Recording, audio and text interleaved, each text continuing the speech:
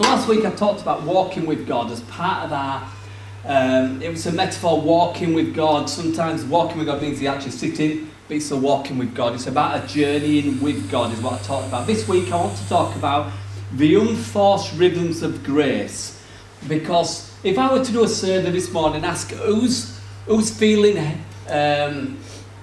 heavy burdened, again that's just a thing of life, which is we're burdened down by life. Sometimes it's our problems, sometimes it's other people's problems, sometimes it's the cares that we offer other people, sometimes when somebody close to you is going through an hard time, it puts pressure on you and it's a burden sometimes. And I don't mean that in a negative, I mean it's just something you're carrying.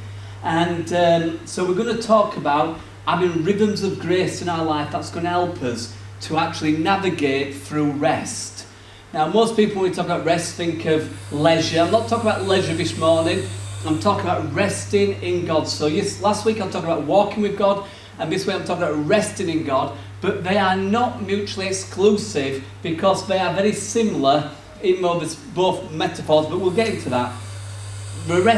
Resting in the Lord is frequently used throughout the Bible, and it's actually used a lot. And in the middle of the Bible, the Psalms, it says this: rest in the Lord and wait patiently for him.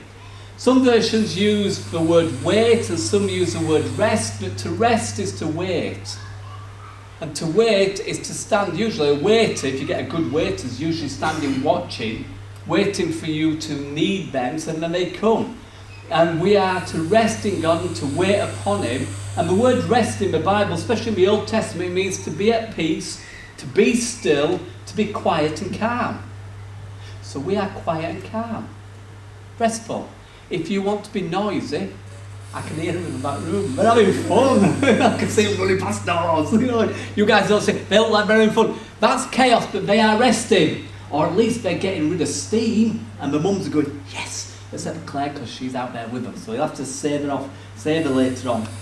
So, in the Bible, God takes getting a rest very important. And again, when I say rest, we need to be clear about certain things, because up to about 100 years ago, most people worked 6 days a week and usually 10 hours a day, if not 12.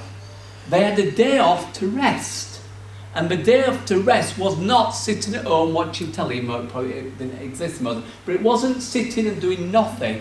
It was doing something that was different to the workplace. So if you are somebody who works, I'm talking to you, if you are somebody that's got responsibility, caring for little ones, caring for older ones, people who's got responsibilities, so it takes up your time. I'm talking to you guys, if you've nothing in your life and you're not volunteering, then maybe you should do, maybe, because there's the opposite to rest. Rest is not laziness, but sometimes in rest people can become lazy. So we need to be careful about that one. Right in the beginning, God created the heavens and the earth, and for 6 days it says that he created everything. You know, light being all that stuff, he created. And then it says God rested. Question, did God need to rest? Well, no. He doesn't need to rest, but he rested. Why? Because he wanted to demonstrate to the people, to us, that we need to rest. And, you know, the doctors often say 70% of ailments and illnesses are caused by a lack of rest. Because people are just go, go, go, go, go, go, go. And I've often said, as I was younger, I'll sleep when I'm dead. Now I'm happy when I sleep. You know what I mean? Because it's like I get to that age where I just need to rest sometimes. And God's teaching me about the power of having a rest, having time out with him. Not time out doing nothing or doing things which is self-indulgent. And when I say rest, I'm not talking about leisure either. Because leisure is, to me, is entertainment and can be often distracting. Now there's nothing wrong with sometimes being entertained, but remember, the Jews in the Bible didn't have entertainment, they had celebrations. It was the Romans and the Greeks that brought in entertainment to keep the people happy, to distract them from what was really going on. Doesn't that sound familiar? You know what I mean? Everybody's going, and there's not wrong with a bit of entertainment, get that, but rest is just taking time out to be with God. So in the beginning, God rested, and he demonstrated this by working 6 days and having the 7th day off. The Sabbath day is what he called it. And the Sabbath day is actually one of the big 10. You know, the big 10 commandments? One of them is, take a day off. Imagine your boss saying to you, take tomorrow off, and if you don't, I'm sacking you. Well, in the Bible, it says that if you don't take a day off, we'll stone you. And that's quite severe. God takes it really important that we have a day out and a day off, and that doesn't mean a quick run to the beach, even though that can be helpful. In Jewish times, in the Bible times, the day off was spending time with loved ones, talking about what God's done in the past, and talking about his goodness in the present, and talking about what he was going to do in the future. So God was right there in the middle of their day off. It wasn't, I'm having my day off, God, thank you very much. And it was originally a Saturday. So we're quite blessed. We have 2 days off a week, generally speaking, Saturday and Sunday. They didn't, they worked 6 days. So, yet we are more uptight and restless than people that worked 6 days a week. So it's kind of fascinating the way it works. So we need to remember to actually take a day out that we're going to spend with God. And take a day off, do something different. Work 5 days or whatever it might be, and then do something different. See, for me, walking is usually what I do on my day off. But when I walk too many days, it becomes a problem. Many years ago, I worked in Sheffield at the bus station down there at the Meadowhall, and because we were working nights, it meant I could just keep working. And we worked and we did 30 days straight through. And then my boss says to me, you're having a day off, because the productiveness of the team had gone right down. So we had a day off and it went back up. But then it started going down again. In World War I, they were told they had to work 7 days a week to get the armaments prepared and ready to go over to France. But after a few months, they realised that the productiveness of the people were going so low, it was better if they worked 6 days and had a day off. See, God knew what he was doing in the beginning when he said, take a day out, take a day off, have a rest. And we need a rest. Now, you need a rest daily, which is called sleep, usually about 8 hours. But you also need to take a day off once a week or thereabouts, whatever day that may. There's nothing in the New Testament that says what day you should take off, but you need to take some time out just to change things and spend a little bit of quality time with God. Now, most people use Sunday as that day, but it could be Saturday, it could be anything. I mean, usually Joe and I tend to take Mondays out, just have some time together, and it kind of works for us. Rest is not sitting on the sofa watching telly. That borders into idleness and laziness, and the Bible's got a heck of a lot to say about that. Rest is just putting God in the middle of whatever you're doing. But this is where I want to get to. In Matthew 11, 28 and 29, it says this. So this is Jesus speaking. He says, come to me, all who are laboured and heavy laden, and I will give you rest. Take my yoke upon you, learn from me, because I am gentle and low in heart, and you will find rest for your souls. Most people are uptight. It's because we're carrying too much, or we're doing too much, or life's just what it is. You should live at about 90% of capacity. I say that so that when trouble comes, or a phone call comes in the middle of the night, or a kid starts screaming for something, you can rise up and you've still got a little bit left in the tank. It's like having that 6th gear when you're going along, you can put your foot down and get out of there. So you shouldn't ever live at 100% of your capacity. You should live at about 90%, so you've still got a little bit. And often if you live at 90% capacity, you can go up to about 110% of your capacity for a little season. So if a baby, I remember Hope in middle of the night, she once got up and walked down the stairs. She were actually sleepwalking, and as soon as I heard her, ding, I'm up in bed. It's like, I had like bat ears all the time when the kids were little. And it was like I could get out, get downstairs, sort her out, bring her back, put her in bed, get back in bed, and good sleep. I'd gone back. Joe's wondering what her ex going on. She's awake and I'm asleep. Because sometimes you need to be able to push forward and then just chill out again. But Jesus said, take my yoke upon me. And for those who don't know, in ancient times, a yoke was something that went between 2 cows or 2 oxen or 2 bulls, and it used to plough the fields, and it would strap 2 animals together. And usually they had an old one, an older animal and a young one. And the young one would try to rush off at a pace and do something and want to go his own way. But the old one, because he was very experienced, just plodded on. Slowly, steadily going on. Because the older one knew that he was going to have to be at this all day long. The young one thought, we're doing this 10 minutes and they're off for the dinner. Like young people nowadays when I remember we're starting work, I'm like, come on, we can get this done. And guys would say, just chill out, relax, take it steady. You've got all day to build that scaffolding, don't rush it. It took me a long time to realise they were wiser than I was. But in a different version of the Bible, the Message version of the Bible, it says this: are you tired? Are you worn out? Are you burnt out on religion? This is still Jesus speaking, come to me, get away with me, and you'll recover your life. I'll show you how to take a real rest. Walk with me and work with me. Watch how I do it. It's a great thing. Watch how Jesus did things. He just walked everywhere. He chilled out. He wasn't in a rush anyway. And he said, watch how I do it. Learn the unforced rhythms of grace. I won't lay anything heavy on you or ill-fitting. Keep company with me and you'll learn to live freely and lightly. When I did my walk, I realised the heavier the bag is on my back meant that I went slower and I didn't go as far. The problem I had is because I sometimes in my head, and probably like you still think you're 21. So when I took out this idea of doing 15 days walk, I set off and I marched. Every day, I was off. But I never took a day out.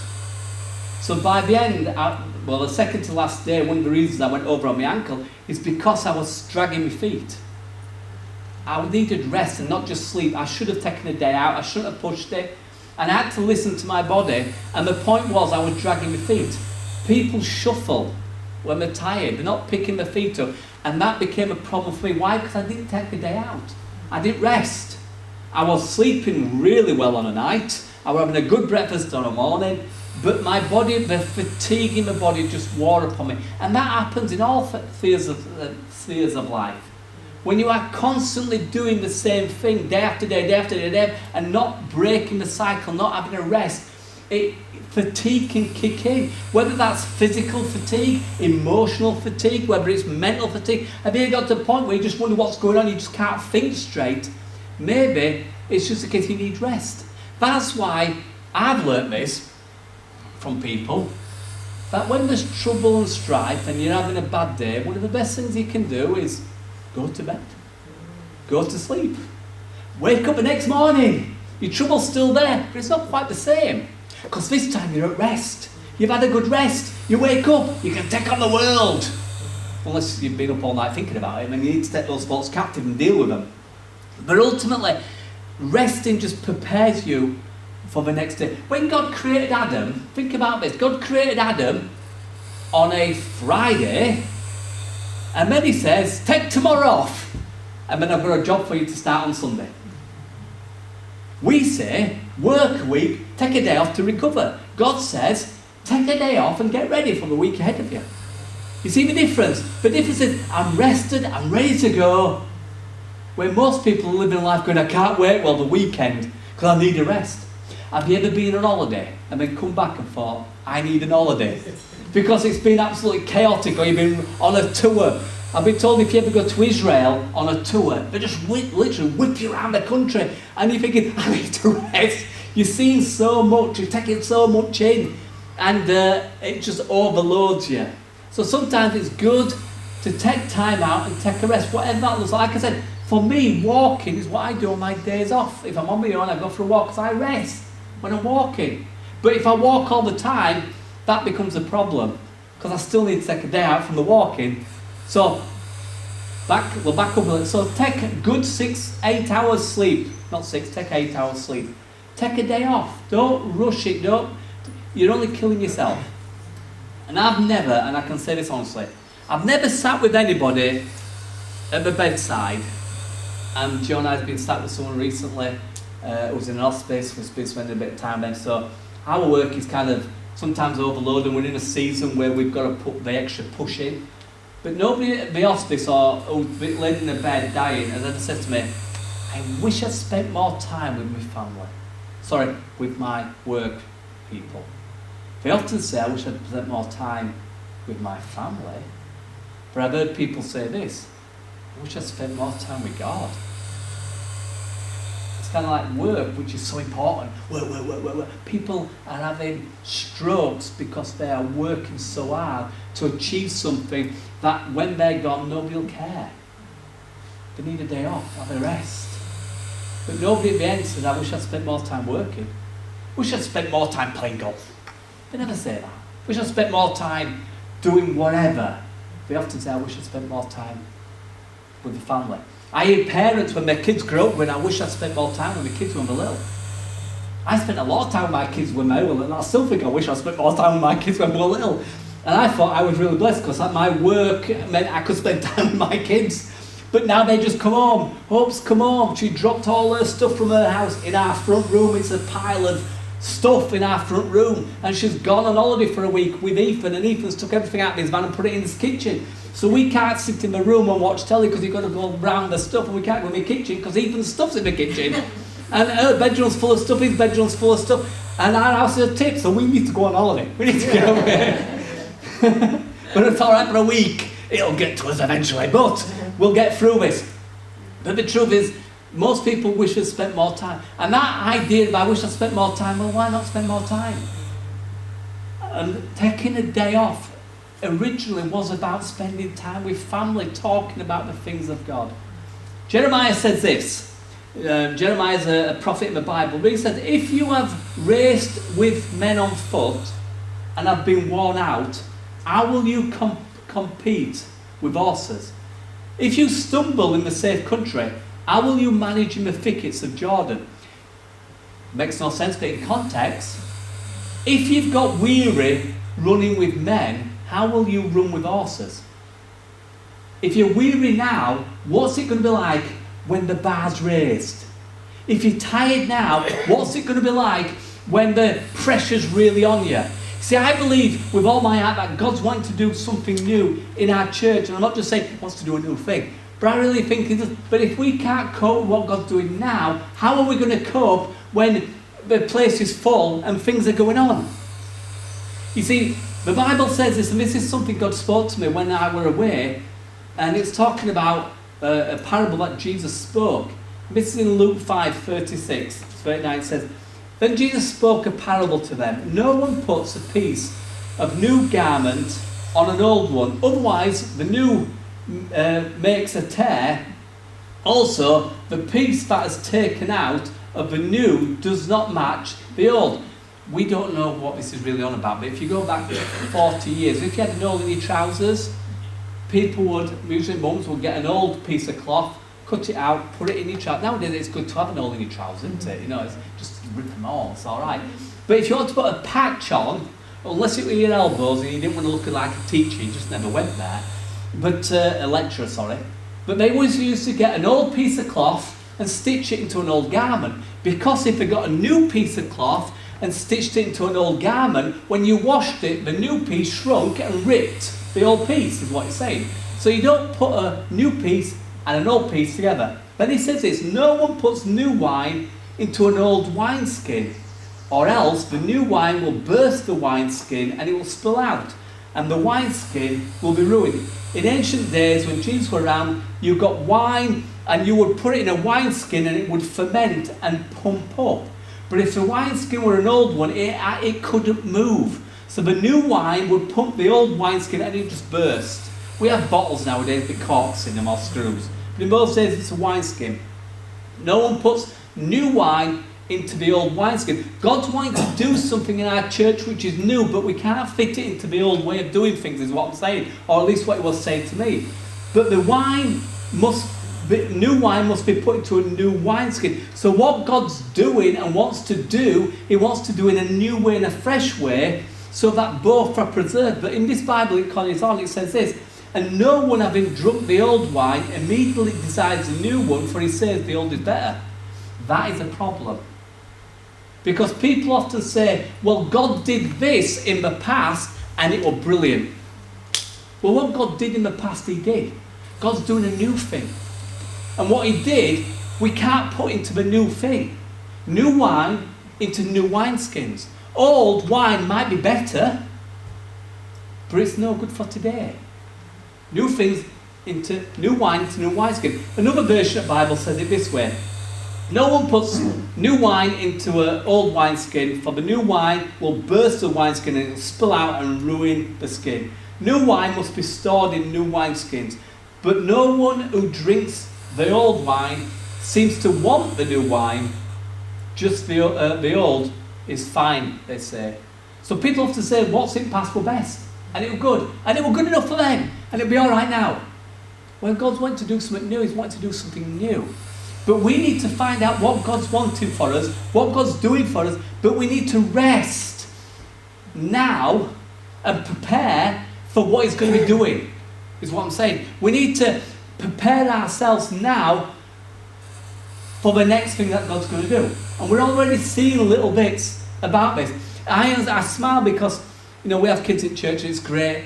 But a church Joe and I went to years ago, the pastor, believe it or not, he couldn't get past this idea that kids should be quiet, shut up, don't say anything, keep them quiet. And when one kid started to cry because it needed a bit of milk or it just were upset or something had happened, he used to get really flustered and say, can you take that kid out?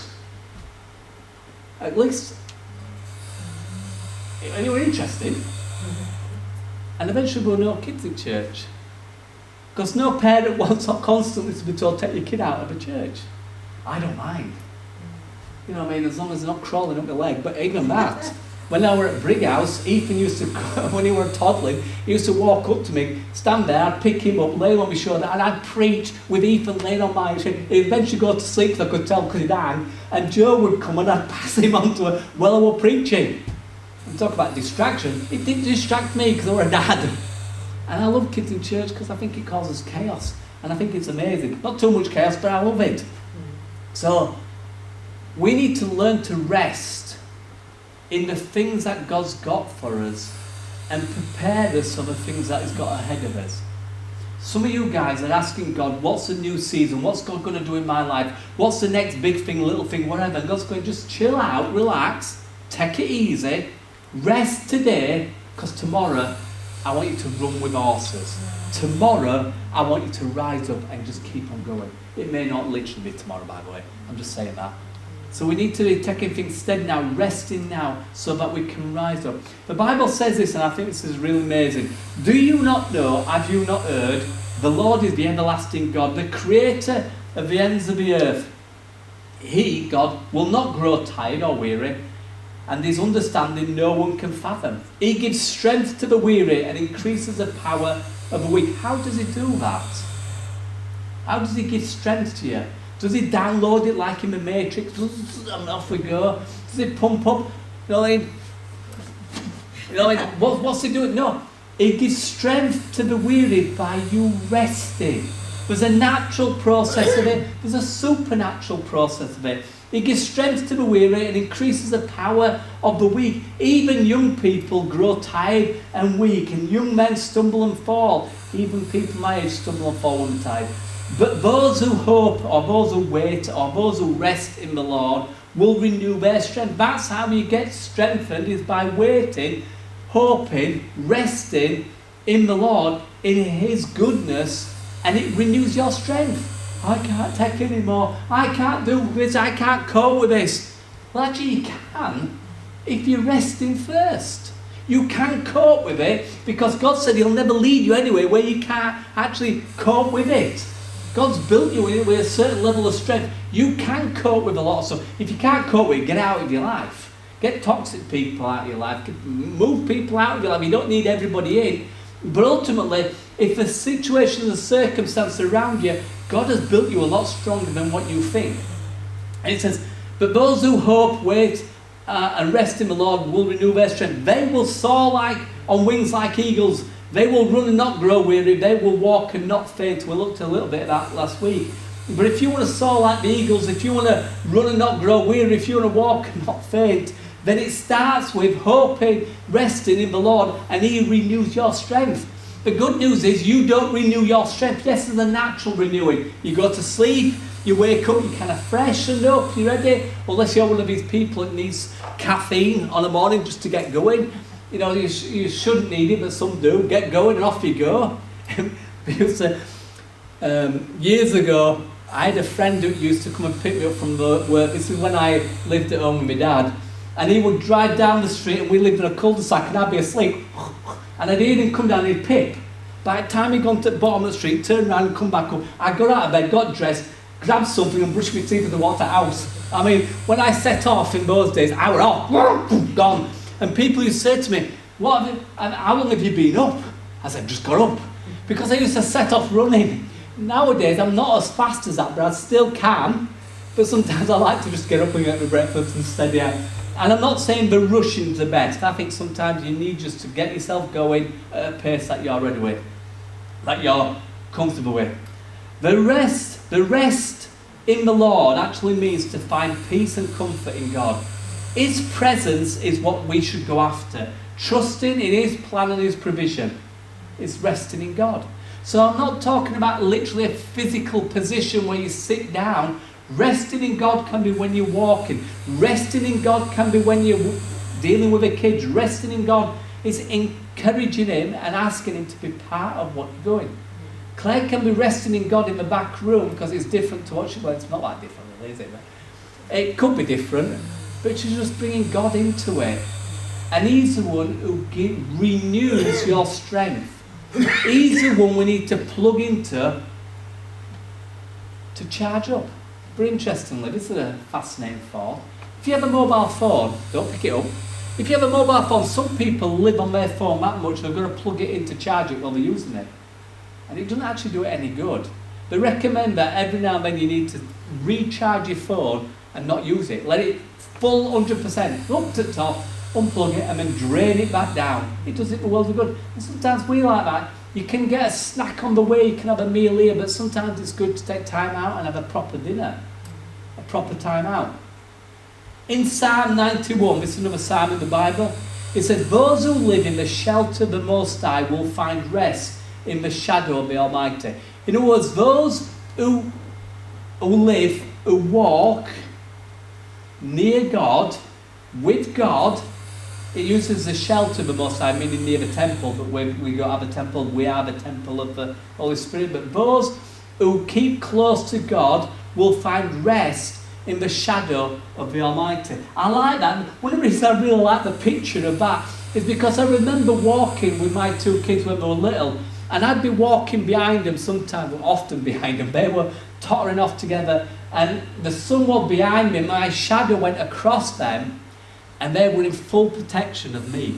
My shadow wasn't actually doing anything, but my shadow just was in front of me, which was over them. And no matter where their kids went, I was following them, and they were protected because Daddy was behind them.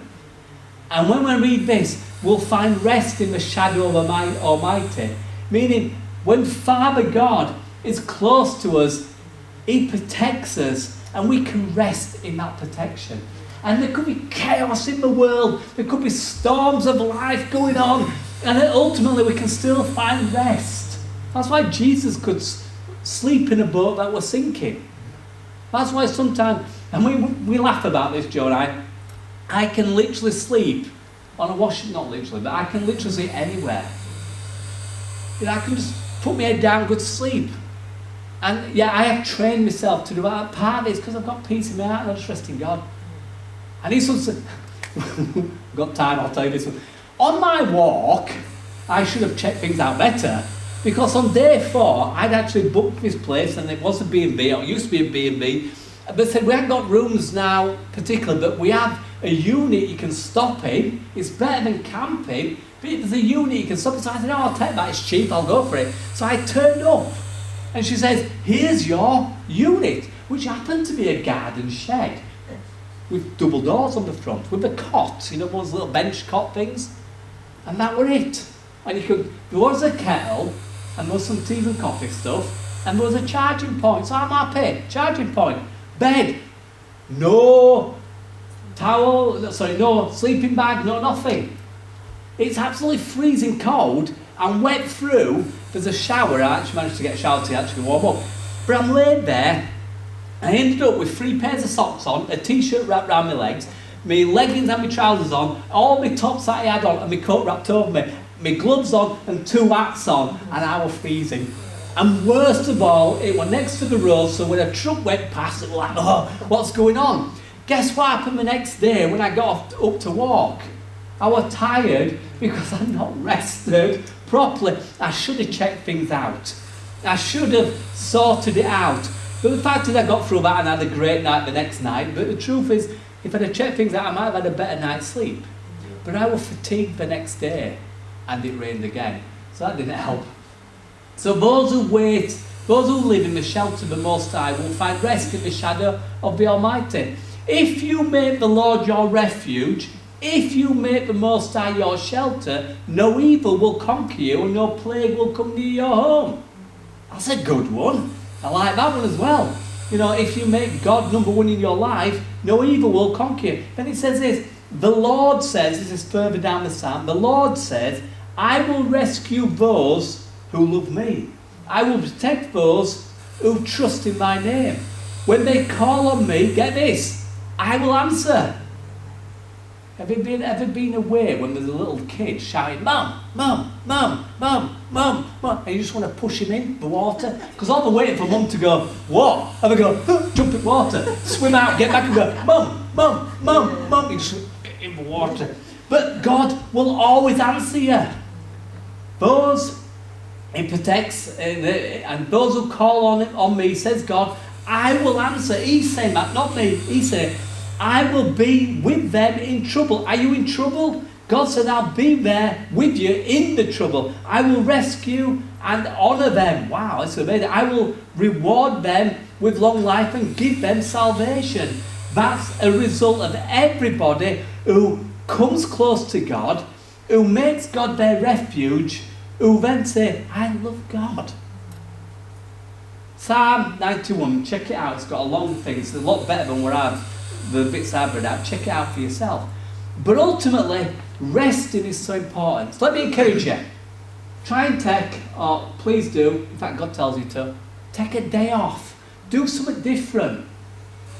In the past, there's been times when I've gone somewhere and I've had computer in hand, and then, you know, constantly on phones like that. And I've seen lots of friends work like that and it's not done them any good. The previous pastor, many years ago of this church, I knew quite well, he were a friend, but realistically he worked himself to a short grave, early death, because he just worked and worked and worked. He felt he had to do so much more and he felt embarrassed about having a day off. The reason why God said, if you ever need me for a day off, I'll still answer the phone, by the way. You know, it's like if you need mum and dad, it's not like, oh, I'm praying, get lost, kids. No, you're still there with them. But ultimately, there's times when I just wander off. So let me encourage you, sleep well, eat well, rest, exercise. Ooh, that's a word you often in church. Exercise. Do something that you like doing. But ultimately, take time out, you with your family or on your own, just with God. Read, pray, take some time. And then, other than you read every day or pray every day and worship every day, but just take some time out, talk about things of God. That's what we do now. We go through, we have a cup of tea, talking about things of God. Or football, depends which crowd you're in. You know what I mean? So I'm going to stop now. And I always be careful because the phrase that really picked up on is the unforced rhythms of grace. When we walk with Jesus, it's not forced upon you. His way is a steady way. For me, God sometimes turns up late. But for God, he's never late. It's just on time. Jesus always got where he was supposed to be on time. You read that in the Gospels. He just turned up when it was right. People wanted him there early. Some didn't want him there at all. But he just turned up when it was the right time. And when we walk with Jesus, we'll always get there at the right time. Not early, not late. And rested. I'm glad nobody's fallen asleep this morning. I'm taking you literally. I'm off to sleep. You know what I mean? I'm glad about. So, let me pray for you guys and let's go through. But if you have any questions you want to ask, you could If you're in a small groups, write them down and we could have a look at them or talk to us about them, and we'll take it through. If you're in a small group, then ask us now, we'll chat about them. Let me pray.